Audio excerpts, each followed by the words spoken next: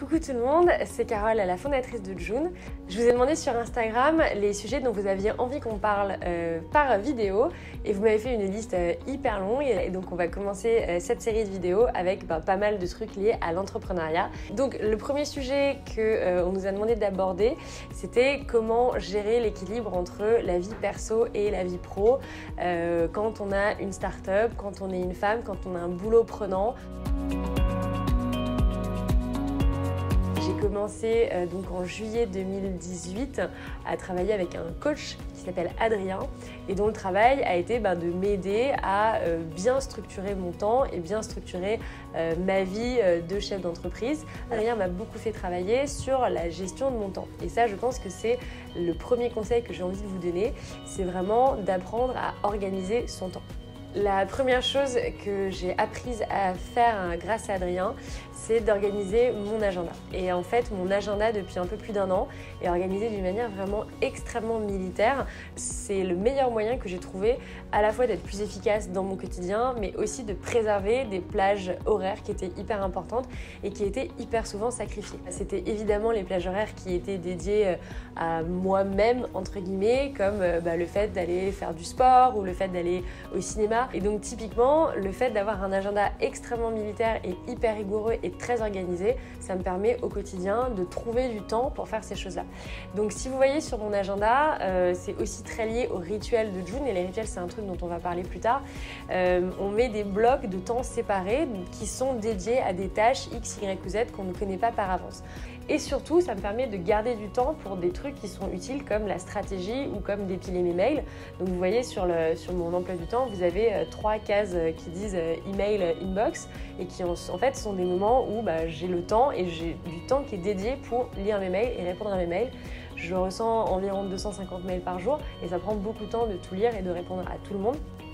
Donc voilà, donc c'est bien d'avoir du temps qui est vraiment bloqué. Ce qui est hyper important, c'est d'avoir des cases horaires qui sont complètement identifiées en amont pour le sport, parce que sinon le sport c'est un truc que je ne fais plus et comme j'adore faire du sport et j'ai vraiment besoin de faire du sport pour me vider la tête, c'est des choses qui très rapidement sautent et moi ça me dérangeait beaucoup, j'arrivais pas du tout à garder mon rythme en faisant ça. Alors le deuxième point, c'est d'apprendre à prioriser. Ça paraît tout bête, mais en fait apprendre à prioriser, c'est vraiment une chose qui permet de garder un équilibre qui est assez propre et qui est quand même assez serein et assez pérenne. Pour une raison toute simple, c'est que dans la même journée, il y a des choses qui vont être urgentes et il y a des choses qui ne le sont pas. Et typiquement, ce qui va consommer, en tout cas pour moi, le plus de fatigue, c'est tout ce qui a trait aux urgences qui sont en fait des fausses urgences. C'est aussi pour ça qu'on a mis beaucoup de rituels. L'avantage des rituels, c'est qu'en fait, ça amène vraiment une notion de priorisation en disant il y a des rituels parce que telle tâche sont vraiment importantes et donc c'est ça qui va nous permettre d'avancer. Le meilleur moyen de garder de l'équilibre entre la vie perso et la vie pro, c'est aussi d'accepter de déléguer. Accepter de déléguer au bureau mais aussi à la maison. C'est pas toujours extrêmement facile, je suis pas du tout la meilleure pour ça et ça me prend souvent un peu de temps. Déjà, j'aime pas du tout, je suis toujours très gênée de demander de l'aide aux gens parce que j'ai toujours un peu l'impression que c'est un aveu de faiblesse. Mais c'est vrai qu'en même temps, déléguer, c'est hyper important. Donc au bureau, au quotidien, j'essaye de déléguer les choses qui sont importantes et sur lesquelles mon avis n'est pas forcément critique, ce qui permet quand même de faire avancer beaucoup plus de projets. Et après, ça permet aussi de m'apprendre à travailler sur ma capacité à déléguer des choses à la maison. C'est pas toujours facile, mais c'est vrai que c'est quelque chose que je fais. J'avais beaucoup de mal avec l'idée de laisser rentrer des gens chez moi. Et puis en fait, un jour, je me suis rendu compte que c'était quand même très pratique d'avoir quelqu'un qui venait pour faire le ménage à la maison parce que ça m'économisait 2 à 3 heures par semaine. Et en fait, c'est quelque chose que potentiellement je m'étais mise à ne plus faire parce que j'avais pas le temps de le faire et en même temps quand je rentrais chez moi et que la maison était vraiment pas du tout rangée et que les choses n'étaient pas hyper propres, ça m'angoissait encore plus et donc au final j'étais angoissée à la maison parce que j'étais pas forcément très bien et en même temps j'étais angoissée à l'idée qu'il y ait quelqu'un. Donc au bout d'un moment, accepter de déléguer certaines choses, c'est aussi un bon moyen de garder un équilibre et de pas cramer toute sa bande passante. Il y a quelque chose de si extrêmement important et ça c'est mon point suivant, c'est apprendre à dire non. Et ça, c'est extrêmement difficile parce qu'on vit dans un monde où le non est quelque chose qui se pratique assez peu.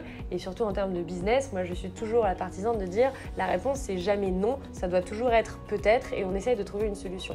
Puisque en tant que start-upper, on est vraiment câblé pour trouver le plus de solutions possibles à tous les problèmes qui existent. Et donc dire non ou dire on ne peut pas, c'est toujours un petit peu difficile. Donc il faut forcément apprendre à dire non. Et c'est ça la chose la plus difficile parce que ça veut dire qu'il faut réussir à dire aux gens avec bienveillance, c'est très gentil, mais non, je ne vais pas pouvoir. Ça m'amène à mon point suivant qui est de vraiment prendre soin de soi. Et ça, c'est quelque chose qui est extrêmement difficile parce que ça demande d'avoir un petit peu de perspective et de prendre un niveau un peu macro sur ce qui est en train de se passer. Et ça, c'est la chose la plus dure à faire. Et je sais que pendant très longtemps, c'est pas quelque chose que j'ai fait et j'y croyais pas en plus, très honnêtement. J'ai fait le Miracle Morning, mais c'était vraiment violent sur le rythme que j'avais parce que je devais me lever hyper tôt.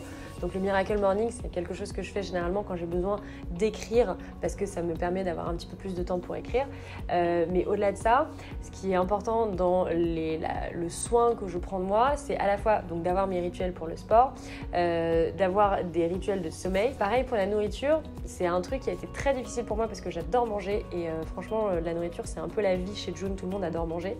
Mais je me suis rendu compte que je vivais beaucoup mieux si j'enlevais l'aspect émotionnel de la nourriture et qu'en gros je me nourrissais à des heures très fixes de choses extrêmement saines. Alors le conseil suivant que je peux vous donner et que moi j'essaye de m'appliquer le plus souvent possible, c'est de prévoir les choses très longtemps à l'avance. Ça a deux raisons à ça. Déjà parce que j'aime pas dépenser de l'argent qui sert à rien et j'ai jamais aimé acheter des billets au dernier moment, c'est là où on les paye le plus cher. Donc j'adore les prums, j'adore les tarifs early birds dans les avions, donc j'adore les acheter plus tôt. Ça c'est le côté pratique.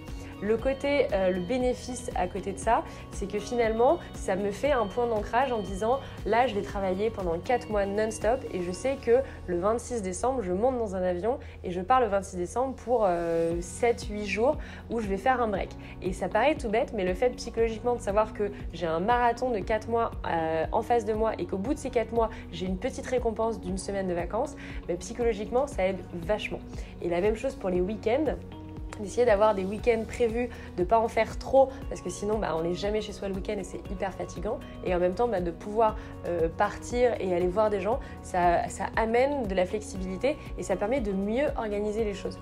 Et la deuxième chose c'est que je ne finis jamais mes vacances sans savoir quelles sont mes prochaines vacances. Parce que sinon au moment où je rentre, je suis un peu angoissée de me dire oh là là mon Dieu mais qu'est-ce que je vais faire, c'est quand ma prochaine pause? Et je fais très peu de pauses dans l'année et j'ai besoin de savoir quand est-ce qu'elles arrivent parce que c'est peut-être bête mais psychologiquement je sais combien de temps je dois tenir avec un rythme qui est hyper élevé où je travaille grosso modo 6 jours sur 7.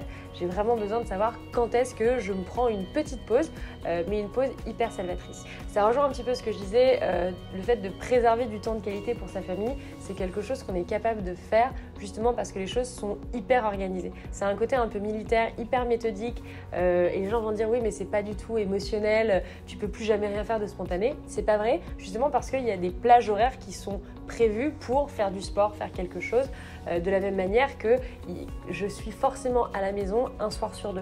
Donc ça veut dire qu'un soir sur 2, j'ai de la disponibilité pour faire des choses avec mon chéri, avec ma famille.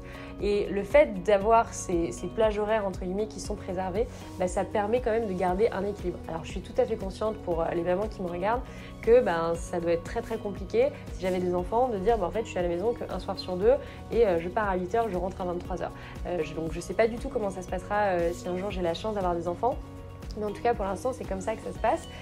Un autre point hyper cool, je trouve, c'est d'utiliser la technologie pour se préserver du temps.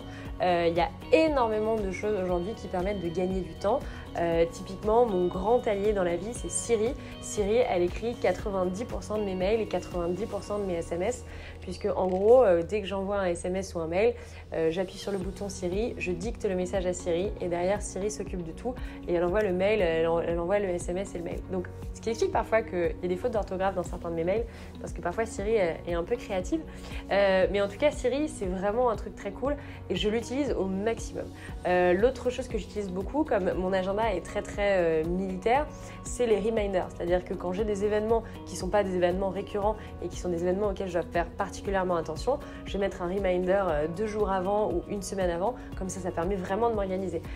Et on a aussi créé beaucoup de groupes WhatsApp parce qu'au quotidien, j'ai très peu le temps de décrocher mon téléphone parce que finalement, une conversation téléphonique, c'est toujours un peu plus long. Je fais toujours mes calls le matin dans la voiture et le soir quand je rentre. Donc en gros, ma mère a l'habitude, je l'appelle généralement à 8h ou à 19h30. Comme ça, au moins, ça me permet d'avoir déjà des rituels un peu précis avec tout le monde. Et surtout, c'est un moment où je peux rien faire d'autre à part parler vu que je suis en train de conduire. Et donc les groupes WhatsApp, on a plein de groupes WhatsApp. Ma famille, ma belle famille, mes amis, selon les différents groupes. Et ça me permet de centraliser l'information et d'éviter que de devoir répéter 3 ou 4 fois à 3 ou 4 personnes différentes. Donc voilà, c'est un tout petit hack, mais ça permet quand même de gagner un petit peu de temps. Le dernier point, qui je pense est hyper important sur l'équilibre perso-pro, c'est de déconnecter vraiment 1 à 2 fois par an. C'est une expression américaine qui dit en gros work hard, play harder. De la même manière, le côté digital détox est hyper important. Pendant l'été, généralement, j'arrive à prendre 2 semaines de vacances et j'ai 10 jours où je suis vraiment off de chez off et où en gros je déconnecte complètement. Je ne regarde pas mes mails, je ne me connecte pas à Instagram, je fais vraiment très peu de choses sur mon téléphone pour retrouver.